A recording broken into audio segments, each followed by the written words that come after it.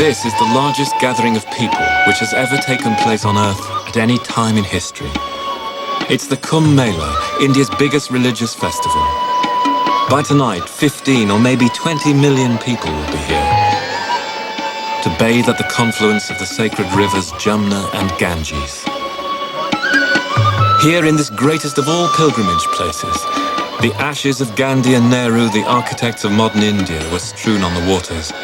And so too Nehru's murdered successors, his daughter Indira, and in 1991 his grandson Rajiv. In India, the currents of sacredness run deep indeed. Among the millions of ordinary Indians from all castes and walks of life are holy men and women who've renounced the material world for a life of austerity and meditation, one of India's oldest callings.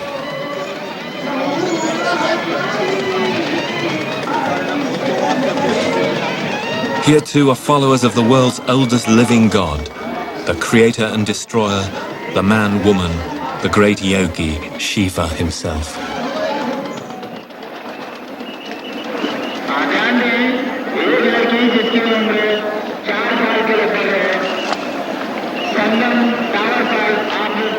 India was one of the earliest of the great civilizations, and it defined the goals of civilized life very differently from the West.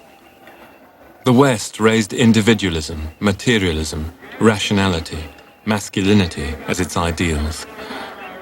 India's great tradition insisted on non-violence, renunciation, the inner life, the female as pillars of civilization. And through all the triumphs and disasters of her history, she hung on to that ideal, an eternal quest to identify humanity with the whole of creation. A unity in diversity.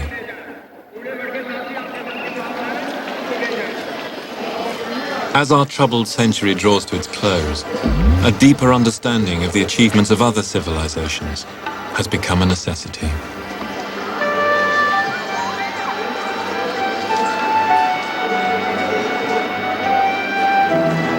As Mark Twain said here a century ago, the Indians may seem poor to we rich Westerners, but in matters of the spirit, it's we who are the paupers, and they who are the millionaires.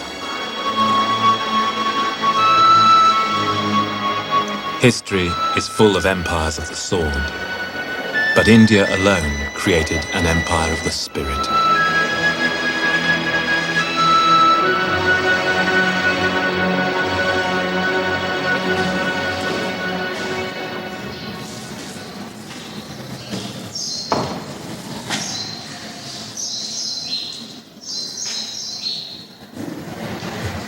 Our search for India's past begins in an old British library in the heart of Calcutta, once capital of the British Indian Empire. The British colonized India for 200 years, but already that time is beginning to feel like a temporary interruption in the amazing continuities of Indian history. The memorials of that era are fading now with every monsoon rain, and a deeper past is reasserting itself. The India before the Europeans. India's history was almost unknown to the outside world till the 18th century. And then here in the Asiatic Society in Calcutta, the Europeans first discovered that India's sacred language, Sanskrit, the root of all the North Indian dialects, was akin to Greek and Latin.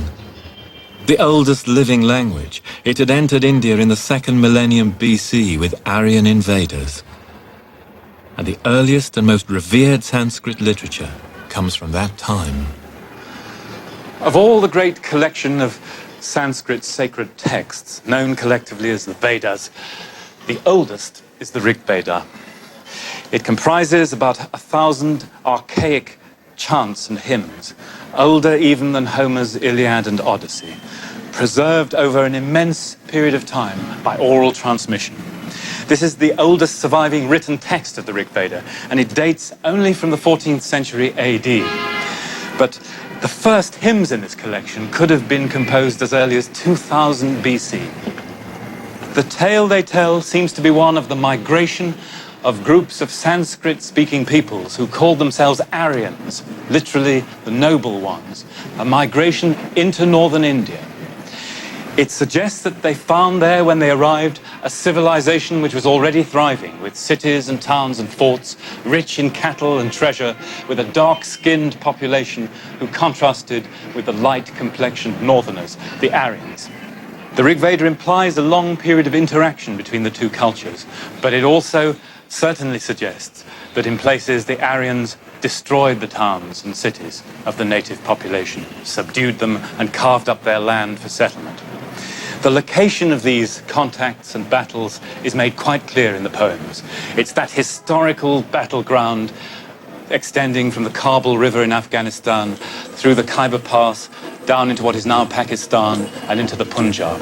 The area called by the Aryans Sapta Sindhava, the 7 rivers, the greatest of which was the Indus.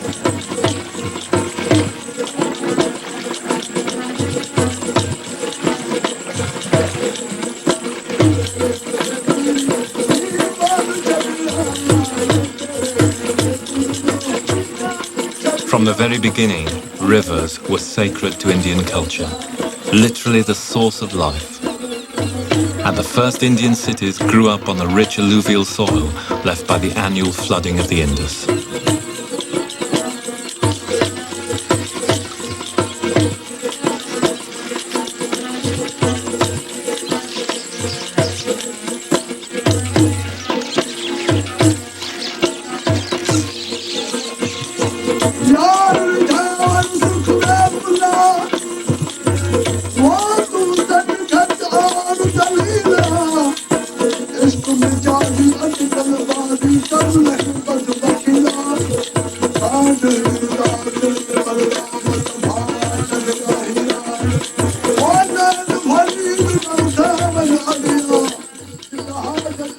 In the 1920s, the clues in the Rig Veda led archaeologists here to the burning plain of Sindh in what is now Pakistan, to find a hitherto unknown and unsuspected civilization.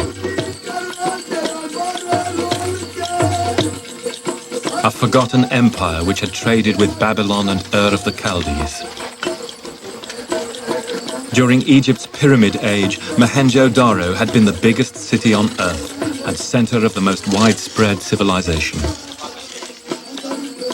But the language spoken here is still undeciphered. It's the greatest mystery in archaeology, and why the city died is still not known. Yet all over Mohenjo-Daro are clues which point to direct connections between this past and the present day. In the middle of town was a great brick-lined bath, recalling the central importance of ritual bathing in today's India.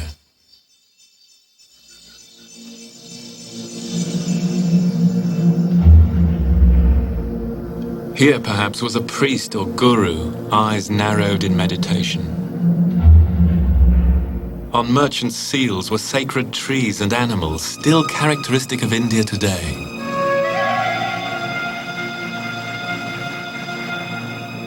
And here, surrounded by wild beasts sitting lotus fashion,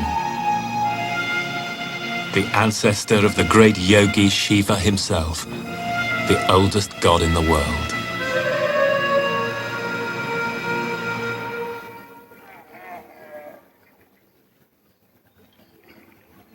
Those living links with the deep past point our search for India's roots to the village. This is Kasambi on the Jamna River south of Delhi. The village has been the basis of Indian life for thousands of years. 2/3 of her population of 850 million still live in places like this. And absorbing the invasions of Aryans, Muslims and British, it was the village which preserved the essential values of Indian culture.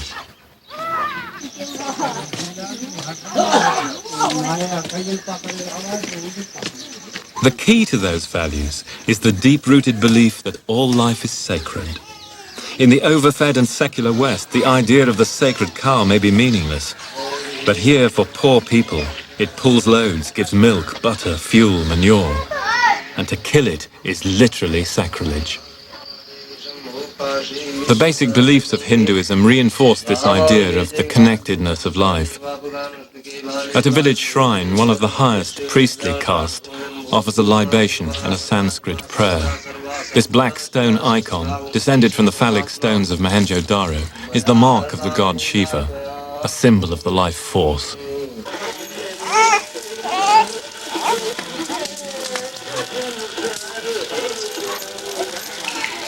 This well is used by the lowest caste, the untouchables, who do the dirtiest jobs. The caste system is an elaborate, graded form of social segregation based on what job you do. But it may have begun with colour, a kind of apartheid, keeping the light-skinned Aryan invaders separate from the conquered, darker-skinned native peoples.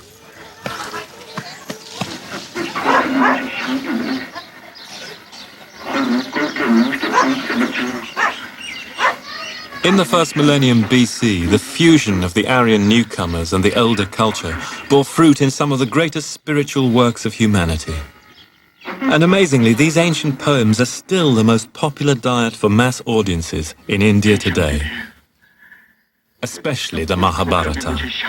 Today's episode is virtually the Indian gospel, the Gita.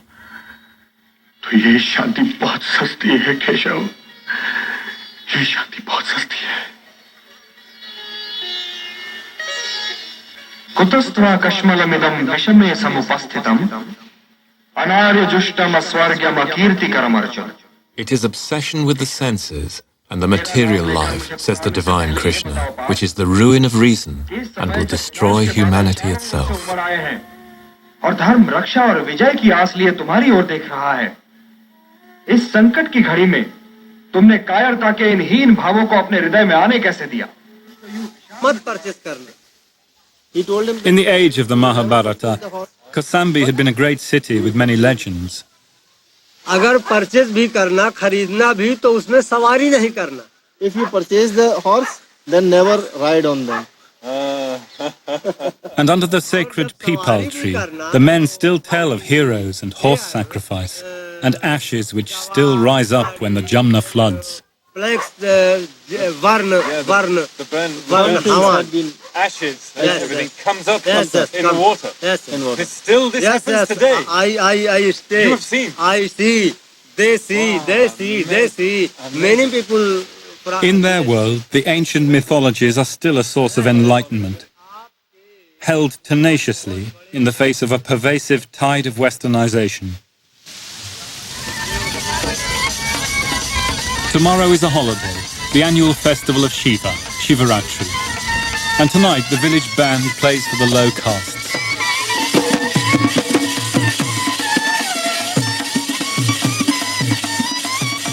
India today is still a village society. 2/3 of her 850 million people live in places like Kausambi. It's here that the basic beliefs of society are nurtured and handed down.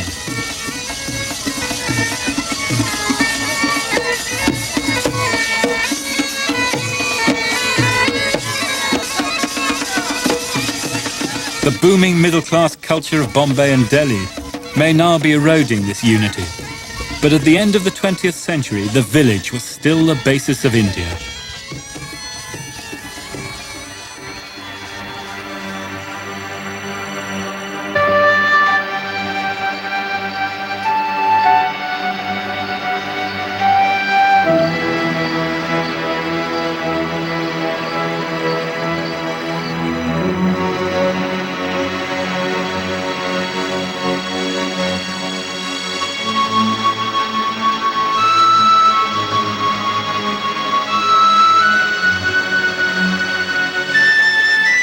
Around 500 BC, city life revived in the Ganges Valley, and a renaissance took place as glorious as the age of Pericles in Greece.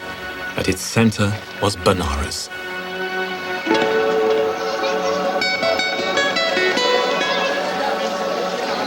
For the pilgrims bathing here on the morning of Shiva's festival day, Shivaratri, the city of Shiva is beyond time and history, a place of redemption.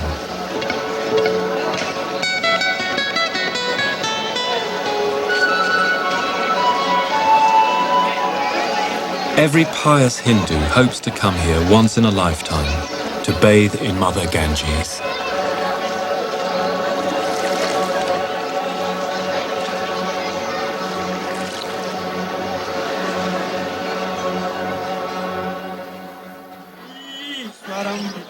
On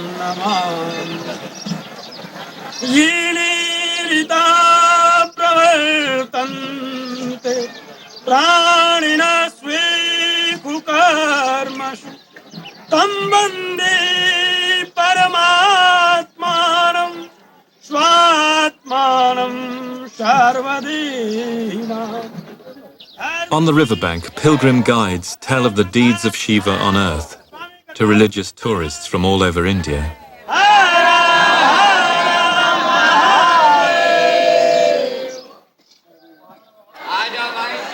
As early as the first millennium BC, the Mahabharata visualized India as one motherland, united through pilgrimage.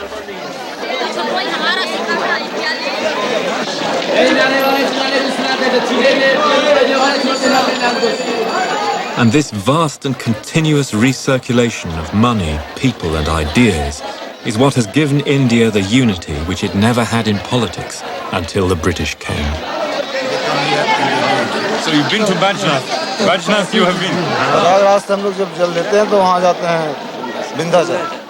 These men are typical of the thousands here today.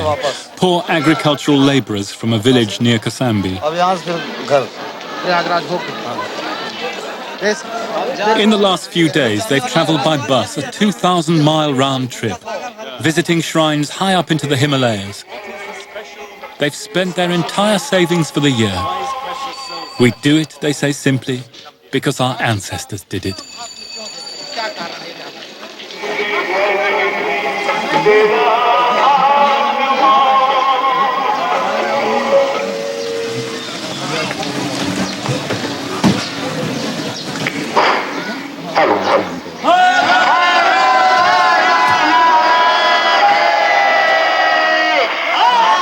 The rich are here too. This is the Maharaja of Benares. Like most of the Maharajas, he lost his power, though not his palace, after independence. But he's still revered as a living representative of Shiva on earth. So he's in great demand on the morning of Shivratri. He's on a flying visit to one of the oldest of Benares' 3,000 shrines.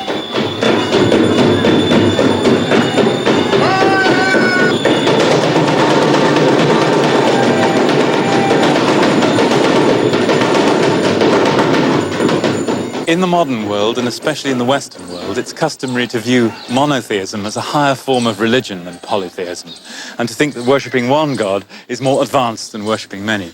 Now, such conceptions are not meaningful to Hindus, and in any case, Christianity and even Islam have preserved polytheistic elements in their worship, like the cult of saints, or even the Trinity, or the worship of sheikhs and martyrs in Islam. The fact is that throughout history, human beings have found it very difficult to imagine the formless, the absolute, without using an image or a metaphor. In Hinduism, which is a convenient Western label to embrace the vast variety of religious experience in India.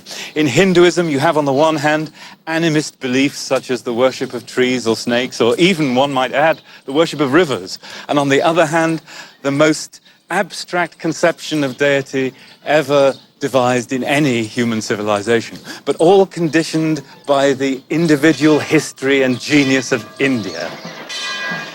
In the end, the question is not one of the superiority of one religion over another, but of fundamental cultural differences which lie in the way in which different civilizations perceive the world. Like other sacred cities, Jerusalem, Mecca, Benares has a sacred geography visible only to the faithful.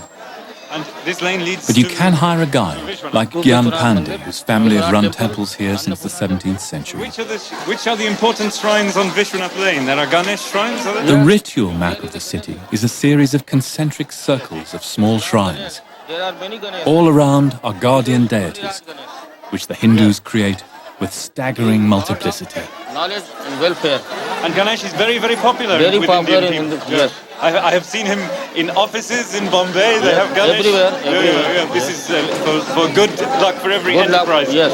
Thank you very much. Great. So this is the most famous of... At the heart of the sacred city is a labyrinth of narrow alleys. And how old In the very center is a small Shiva temple viewed by the pilgrims as the most sacred in India. It's the goal of everyone tonight, bearing their pots of Ganges water.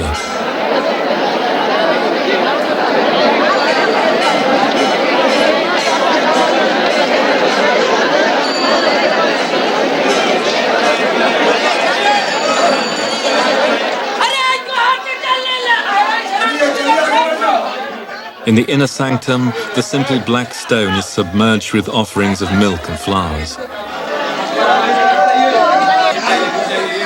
These ancient rituals connect the worshippers with their deity, but also their history, their myths, and their deepest racial memories.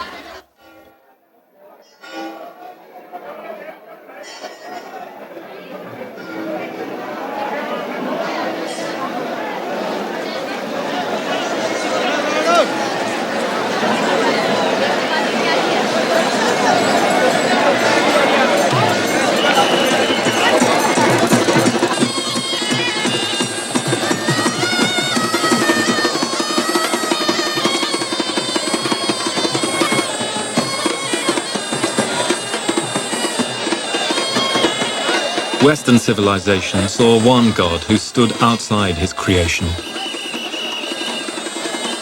India saw numberless aspects of the same divinity, unity and diversity. Each was a vision deeply rooted in the distinctive character of its own civilization.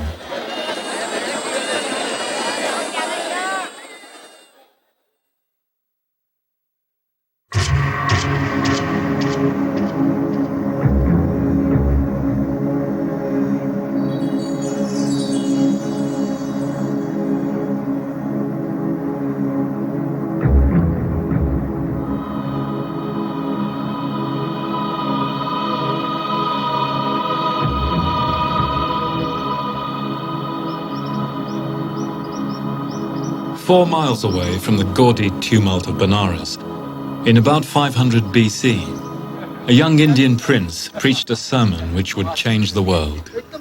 His name was Gautam, and we know him as the Buddha.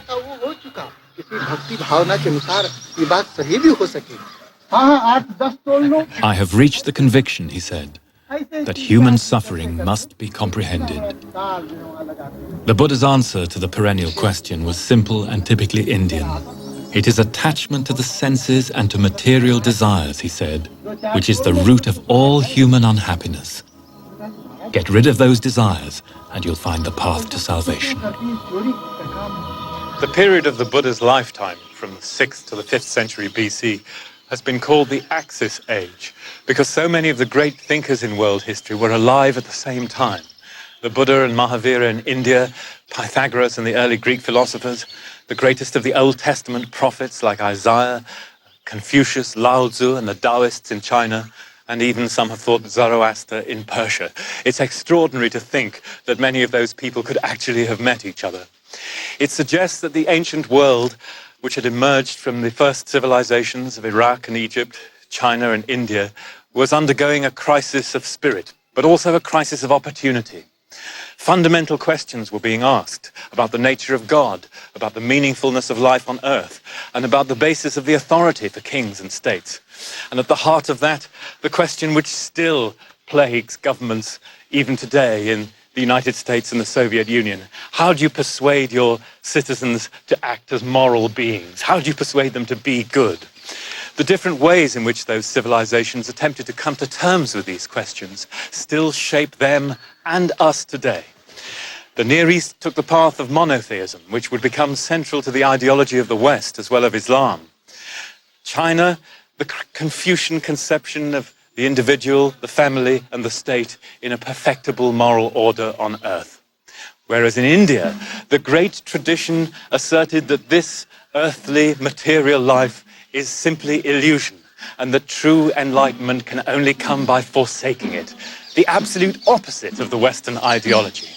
And so the social and economic character of these great cultural blocs is still shaped by that revolutionary epoch even today.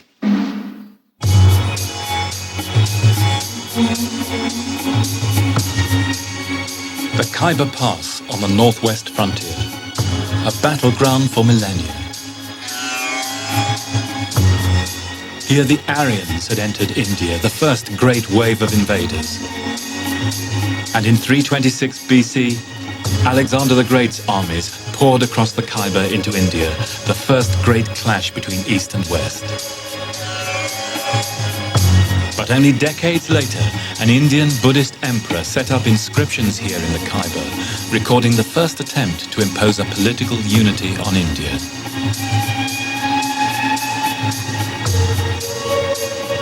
This was the Mauryan Empire, and the emperor, the great Ashoka.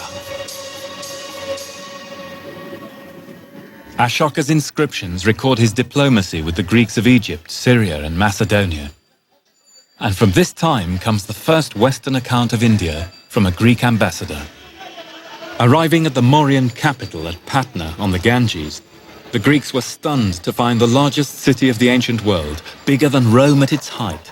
A 22-mile rectangle with 570 towers, 64 gates, and a population of 400,000.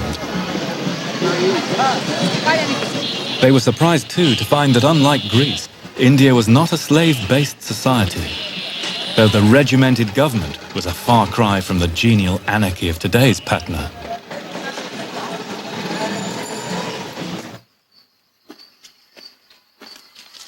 Little known outside his own country, Ashoka was one of the most remarkable people in world history.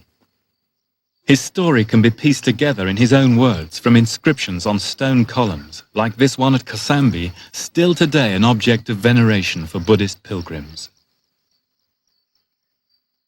It was after a victorious war in which he killed 100,000 people that Ashoka became convinced that war was wrong. Then he developed the idea which would echo across the ages right down to Mahatma Gandhi: ahimsa, non-violence. From now on, he said, I will try to conquer by right conduct alone. And then, all across India, columns like this were set up literally as pillars of morality in order to explain what this doctrine of right conduct, dharma, actually meant. Remarkably, it was not based on religion. It was a secular ideal of the dignity of human beings and the humanistic possibilities of civic morality. And in the clauses on these inscriptions appear all those words which modern politicians find so difficult to pronounce today: compassion, tolerance, gentleness, truthfulness. The clauses on non-violence abjure meat-eating and preserve a whole range of species, from the parrot to the rhinoceros. Forests, Ashoka says with prophetic force, must not be burned uselessly. In all this, and especially the ecology and the conservation measures, Ashoka sounds astonishingly modern to us today, perhaps misleadingly so, as he does in his wide-ranging social and welfare legislation. But so too in that bane of our time, massive state intervention, with an army of spies and thought police to check up on what people were doing. It sounds intolerable to us today, and no doubt it was to some people at the time too. But Ashoka is an extraordinary product of that extraordinary age, the Axis age, turning from the authority of religion and magic to that of reason and morality as a basis for politics. And however imperfectly he tried to execute it, his idea of Dharma, of right conduct, was one of the great ideas of human history, to set beside Greek democracy, the American Bill of Rights, the Communist Manifesto. And as one stands with the late 20th century world roaring around, one might be forgiven for thinking that this was an idea whose time is almost come.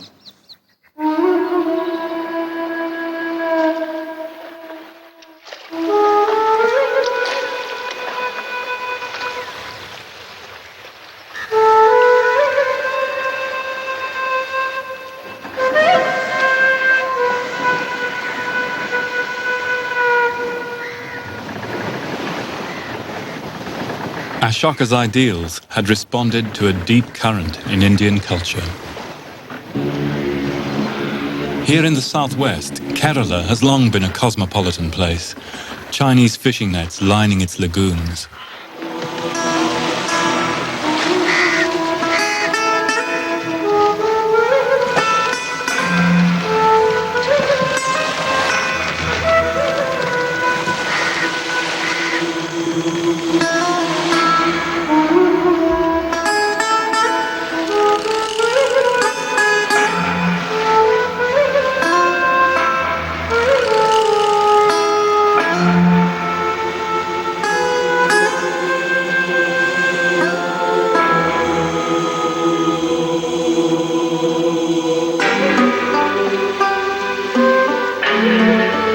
1st century AD, Mediterranean merchants, drawn by its wealth, flocked here on the monsoon winds, as in later times did Vasco da Gama and the Chinese admiral Zheng He. From ports like this, Cochin, Arab traders bore some of India's greatest scientific discoveries to the West, including her most brilliant invention, the mathematical system we all use today. But the real motive for the trade was spice.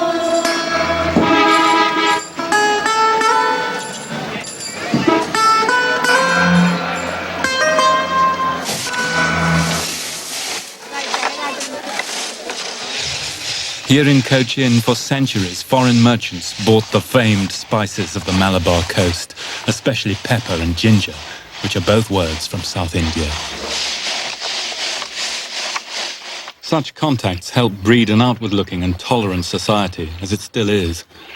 Sail up the little rivers and creeks in the Cochin backwaters, and you'll come across communities which embody the Indian idea of civilization as pluralism.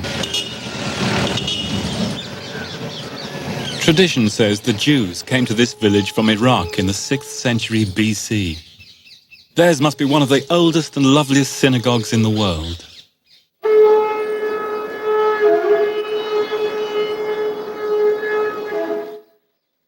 They're only one family now, carefully maintaining the rites as best they can. But recently, local girls have converted to marry into the family, so they still hope their traditions will be passed on.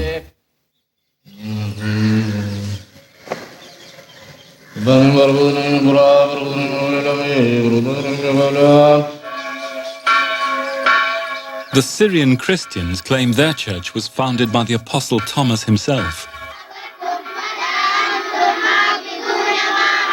Islam, meanwhile, came by sea in the 7th century with Arab traders, peacefully, not as elsewhere by war and conquest.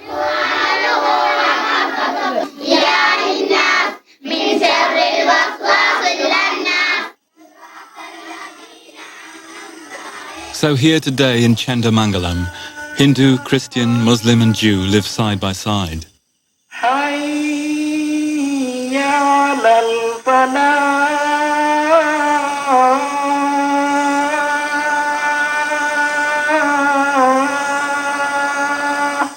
All these people of different faiths, says Krishna in the Gita, whatever form of worship they choose to fulfill their desires, ultimately their worship comes back to the same source.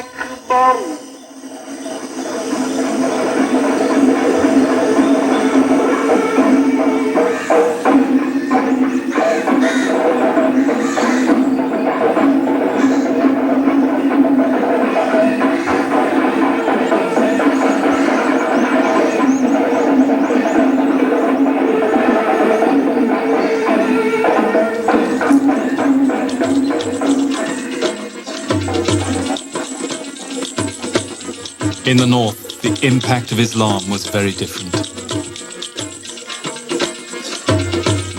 India is full of riches, wrote the Muslim historian Al-Biruni, entirely beautiful and delightful. And as its people are mainly infidels and idolaters, it is right by order of God for us to conquer them. Within a few decades of the Prophet's death, Islam had swept westwards to Spain and eastwards to the Indus Valley.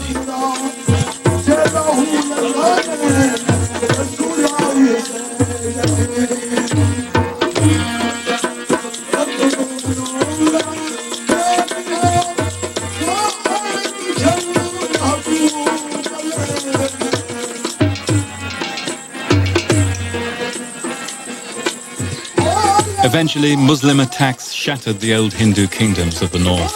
Benares itself fell in 1194, and in the heart of the city, you can still see what results from asserting by force the unique truth of one faith over another.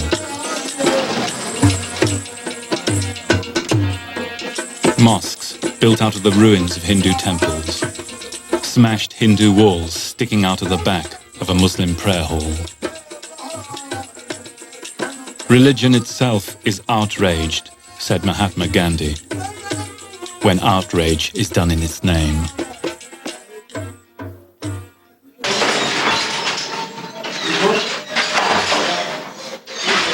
These tragedies initiated a long and tortuous relationship between Hindu and Muslim, which both enriched India and, even in our own time, has threatened to tear it apart.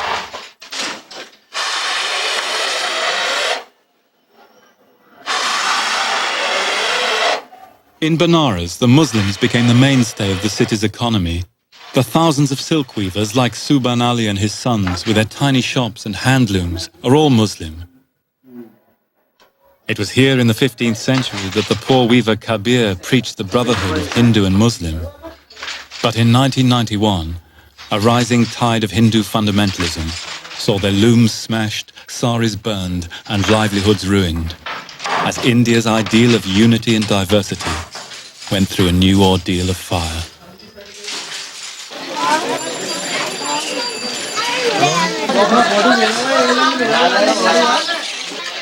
A mixed Hindu and Muslim culture arose in the north. And in the 16th century, there was yet another brilliant flowering of Indian civilization, the Mughals.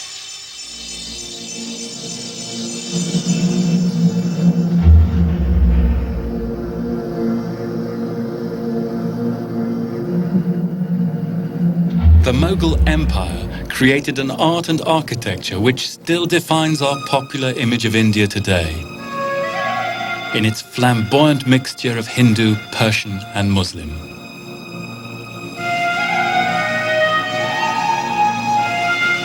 This is Fatehpur Sikri, founded in 1569 near Agra by Akbar the Great.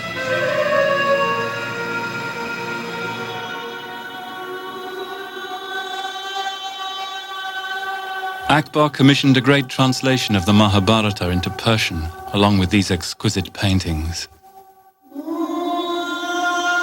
He came to understand that the only way to rule India, indeed any civilization, is with tolerance and pluralism, and increasingly he was drawn to the deepest currents in Indian thought. The most fascinating aspect of Akbar's career, and surely the one that's most relevant to us today, was his attempt to find a synthesis of all the religions in his empire. It could only ever have happened, one imagines, in a heady religious climate of India. And it's all the more remarkable because Akbar was brought up a devout Muslim and he was illiterate. His tutors unanimously condemned him as a bad pupil.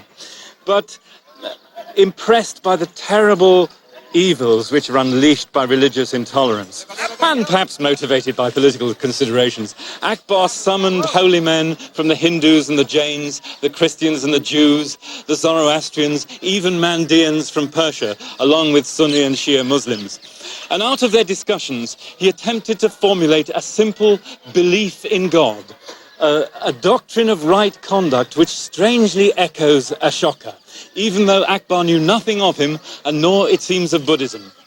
Akbar was even prepared to acknowledge the rightness of the case for vegetarianism, although as a good meat-eating Mughal, that was one aspect that he couldn't fulfill in his personal life.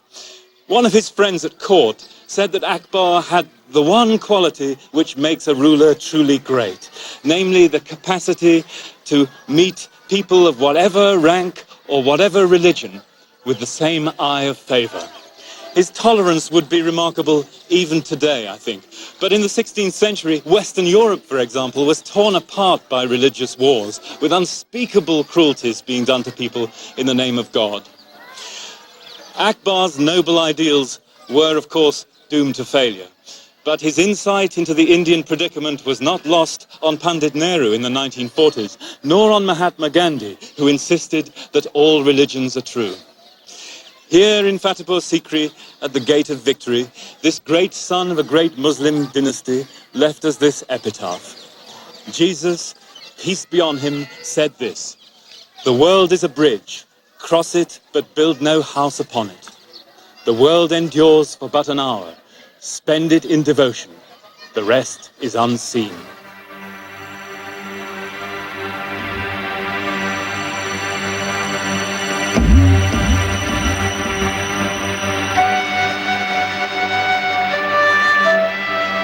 Akbar's city of dreams was deserted because of lack of water.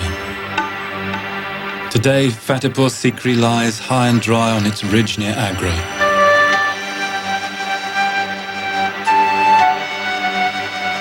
His empire had created a unified state, giving the same rights to Muslim and Hindu.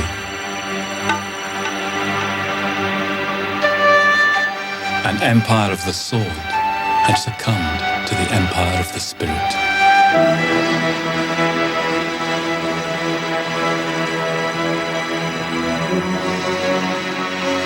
Now it has become clear to me, Akbar wrote, that in our troubled world, so full of contradictions, it cannot be wisdom to assert the unique truth of one faith over another. The wise person makes justice his guide and learns from all. Perhaps in this way, the door may be opened again, whose key has been lost.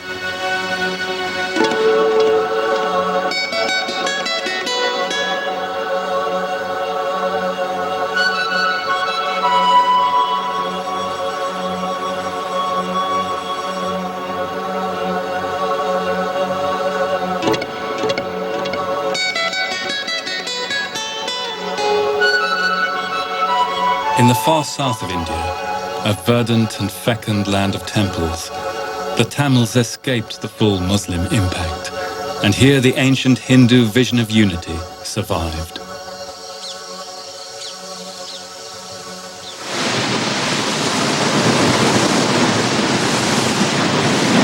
From ancient times, the Tamil shore was frequented by Greek and Roman traders.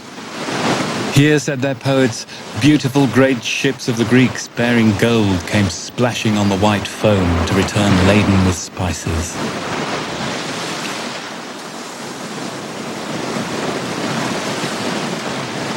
And in their turn, the Tamils would later spread Hindu culture as far as Java and Cambodia.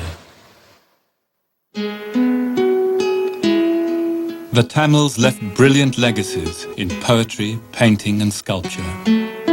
But their finest creations were in bronze. Among their masterpieces is this image of Shiva. The wild god of prehistory is here transformed by the Tamil sensibility into a sinuous and sensuous cowherd with a turban of snakes.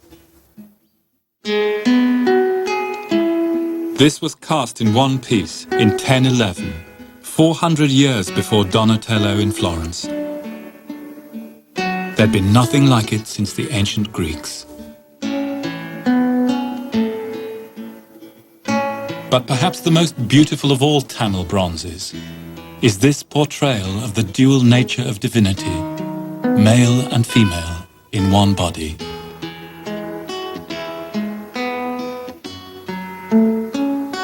This is the soft girl, said the Tamil poet, his body the colour of sea coral, and hers the glow of fire, united in their essence.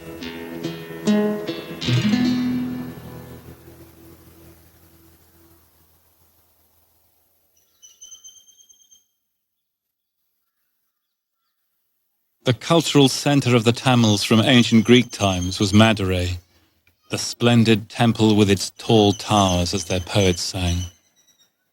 The city where no temple stands, they thought, was no city, but a mere wilderness. And as if to prove their point, they created some of the most extraordinary religious buildings on the planet. The Tamils exemplify India's search for unity and diversity. They're separate from the north by race and language. Their temples, strongholds of loyalty to their own region and culture and local deities. Even their architecture is a testimony to teeming multiplicity of gods, of imagination itself.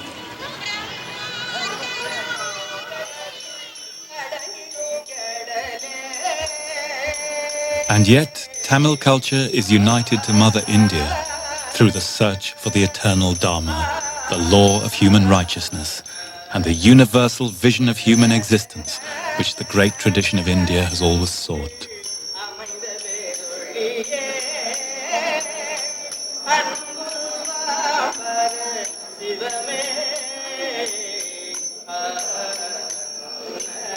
The Tamils have also remained loyal to India's primordial maternal roots. The chief deity here in Madurai is the great goddess, the female principle in creation, long supplanted in the West by the male gods of monotheism. And here, perhaps, lies the solution to the unsolved mystery of Mohenjo-Daro and the Indus cities.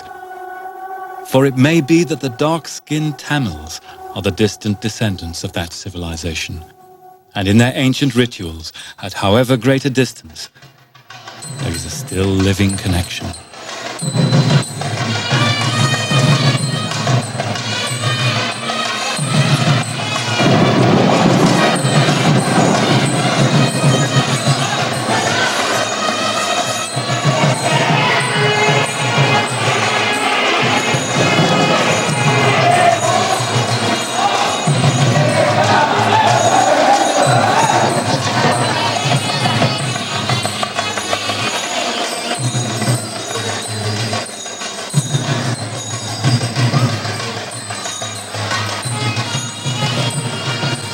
Once a year, the image of the goddess is taken to the banks of a sacred lake to celebrate her marriage to Shiva. There, she and her consort are serenaded with haunting hymns in Tamil, perhaps the living descendant of the language of the Indus cities.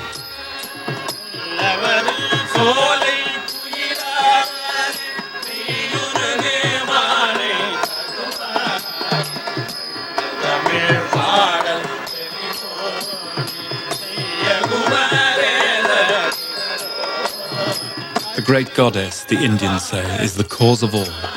She is peace, all forms of faith, ever in all things, and pervading all creation.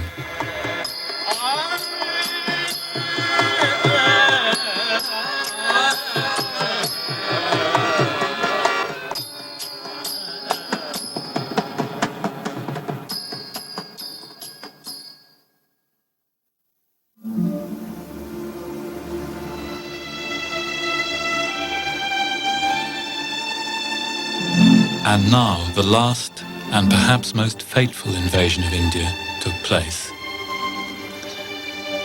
Soon she could be depicted as a naked black female, submissively offering her riches to Britannia.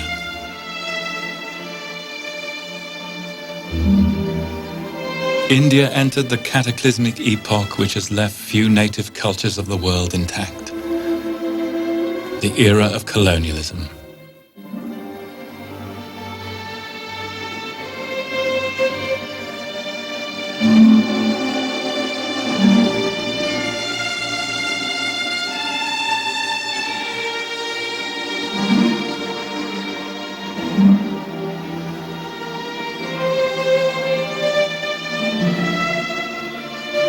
The natural resources of India were plundered.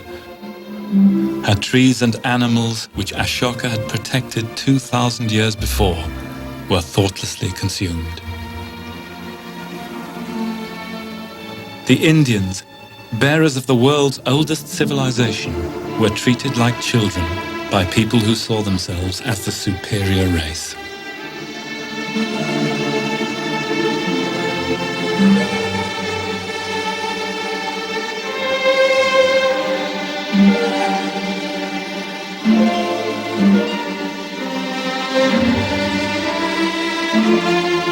In fantastical costumes and invented ceremonies, the rulers of a small island 5,000 miles away glorified themselves.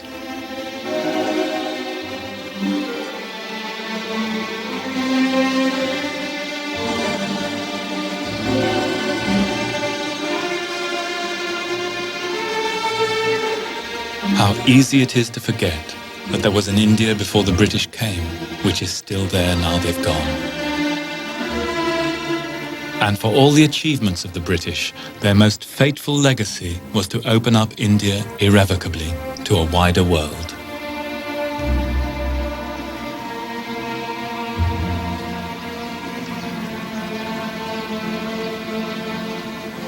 Our search has brought us back finally to Allahabad and to the family house of the Nehrus.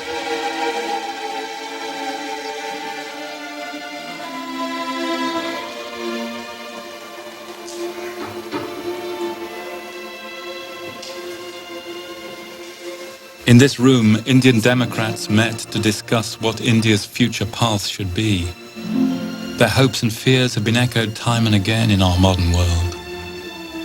How far should the Western model be followed? Capitalism, democracy, Western science. How far can indigenous traditions work as the basis of a modern state? Nehru, the first Prime Minister, thought European models were the way forward and came to believe in a complete break with the ancient past.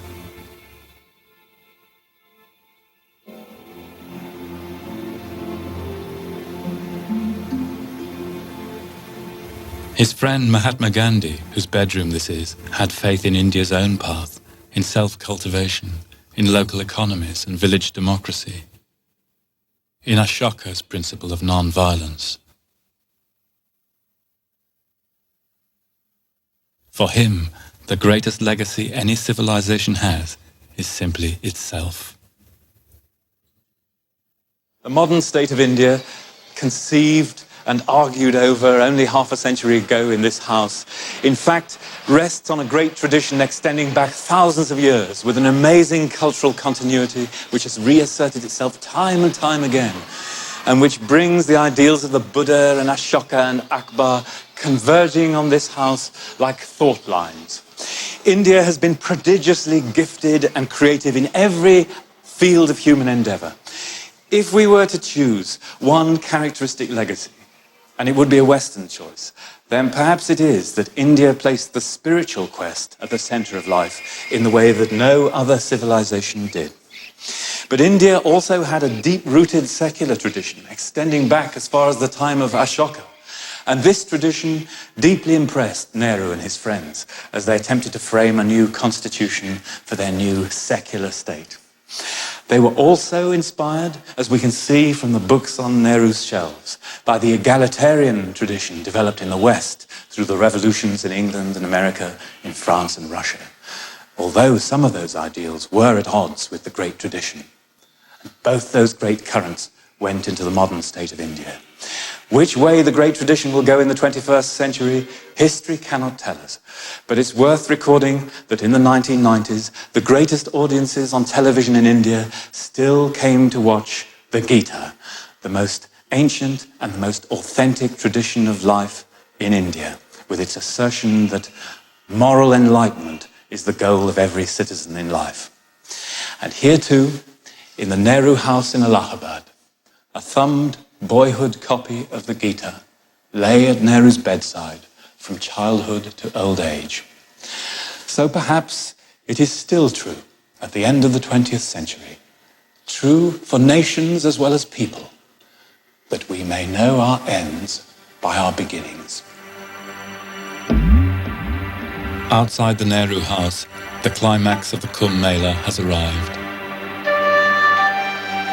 The greatest gathering of people ever seen on earth are waiting for dawn, when led by the naked renouncers of this world, they will bathe in the sacred river, in Mother Ganges, the symbol of India's age-long civilization.